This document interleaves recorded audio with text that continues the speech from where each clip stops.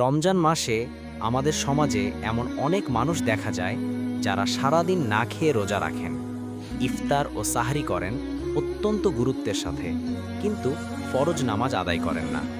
প্রশ্ন হলো, নামাজ ত্যাগ করে কি রোজা কবুল হওয়া সম্ভব? আজকের আর্টিকেলে আমরা কোরআন ও সহি হাদিসের আলোকে এই বিষয়টি জানব। নামাজ ও রোজার সম্পর্ক। ইসলামের 5টি স্তম্ভের মধ্যে ঈমানের পরেই নামাজের স্থান, এরপর রোজার স্থান। রাসূলুল্লাহ সাল্লাল্লাহু আলাইহি ওয়াসাল্লাম বলেছেন, মুমিন এবং মুশরিকের মধ্যে পার্থক্য হল নামাজ ত্যাগ করা। সহি মুসলিম 82।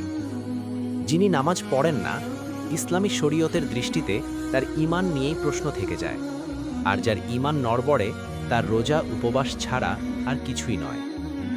বেনামাজির রোজা কি কবুল হয়? অধিকাংশ ওলামায়ে কেরাম ও ফকিহদের মতে, যে ব্যক্তি ইচ্ছাকৃতভাবে নামাজ ছেড়ে দেয় তার কোনো আমলই আল্লাহ কবুল করেন না। এ বিষয়ে একটি হাদিসে এসেছে, রাসূল সাল্লাল্লাহু আলাইহি ওয়াসাল্লাম বলেছেন, যে ব্যক্তি আসরের নামাজ ইচ্ছাকৃতভাবে ছেড়ে দিল তার আমলনামা বাতিল হয়ে গেল। সহি বুখারী 553। চিন্তা করুন, শুধু এক ওয়াক্ত আসরের নামাজ ছাড়লে যদি আমল বাতিল হয়, তবে যে ব্যক্তি 5 ওয়াক্ত নামাজই পড়ে না তার সারাদিনের উপবাস আল্লাহ কেন কবুল করবেন? রোজার মূল উদ্দেশ্য ও নামাজ।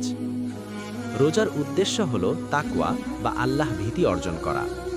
আল্লাহ তাআলা বলেন, হে ঈমানদারগণ, তোমাদের উপর রোজা ফরজ করা হয়েছে যাতে তোমরা তাকওয়া অর্জন করতে পারো। সূরা বাকারা 183। যে ব্যক্তি আল্লাহ সবচেয়ে বড় হুকুম নামাজ অমান্য করছে, তার মধ্যে তাকওয়া বা আল্লাহ ভীতি নেই, তাই তার রোজা কেবলই লোক দেখানো বা প্রথা পালন ছাড়া কিছু নয়। আমাদের করণীয়। প্রিয় রোজাদার ভাই ও বোনেরা, আপনি যেহেতু আল্লাহর ভয়ে সারাদিন ক্ষুধা ও তৃষ্ণা সহ্য করছেন, তবে কেন সেই মালিকের হুকুম মেনে মাত্র 10-15 মিনিট সময় নিয়ে নামাজ পড়বেন না?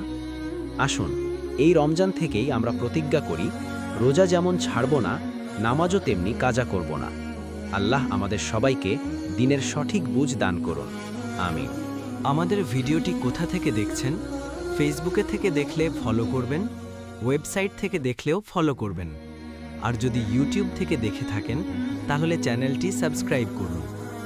আমাদের Facebook page human question world, আমাদের ওয়েবসাইট হিউম্যান কোয়েশ্চেন ওয়ার্ল্ড, আমাদের YouTube channel human question world. আমাদের পাশে থাকার জন্যে সবাইকে ধন্যবাদ।